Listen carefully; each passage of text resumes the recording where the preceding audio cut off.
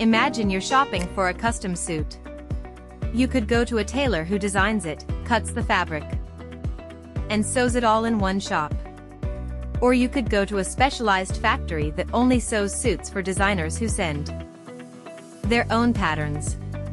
That's kind of like the chip world, except the suits are tiny silicon brains, and the tailors are trillion-dollar companies. You've heard of TSMC, the giant that makes chips for everyone. But here's the thing, they're not alone. Two other heavy hitters, Samsung and Intel, are fighting hard for a piece of the Foundry pie. So who are these players, and why should you care if your portfolio touches tech stocks? Let's break it down. So first, a quick refresher. A foundry is just a factory that makes chips for other companies. Think of it like a contract manufacturer, like Foxconn assembles iPhones, but way more complex. TSMC is the king of this world, with over 60% market share. But Samsung and Intel are nipping at their heels, each with a very different strategy. Let's start with Samsung. You probably know them for phones or TVs, but Samsung is also a semiconductor powerhouse. They make memory chips, like the DRAM and NAND in your laptop, and they've been running their own foundry for years. Now here's what's interesting. Samsung wants to be the #1 foundry by 2030. Ambitious, right? They're pouring billions into cutting-edge tech, like their gate-all-around transistors, which is a fancy way of saying they're trying to make chips even smaller and more efficient. But here's the catch, Samsung is what's called an IDM, an integrated device manufacturer. That means they design their own chips and manufacture them.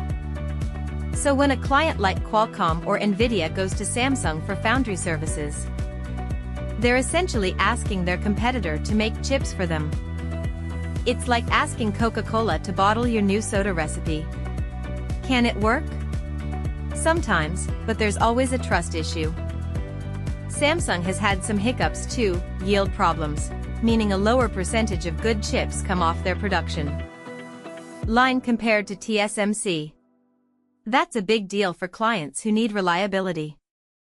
Now, Intel. If Samsung is an IDM, Intel is the original IDM. For decades, Intel designed and manufactured its own chips, the brains inside most PCs and servers. But they stumbled. They missed the mobile revolution, and their manufacturing fell behind TSMC. So they're trying something bold, pivoting to become a foundry for others. That's a massive shift. Imagine Ford suddenly offering to build cars for Toyota. Intel is spending tens of billions on new fabs in the US and Europe, and they're banking on a technology called Intel 18A to leapfrog competitors. But here's the reality, Intel is late to the party. TSMC already has a decade-long head start in serving external clients, and building trust takes time. Plus, Intel still has its own chip design business, which creates the same conflict of interest Samsung faces. Can a company that competes with its customers really win their business? That's the million-dollar question. So let's talk market share. It's not even close. TSMC dominates with about 60% of the global foundry revenue.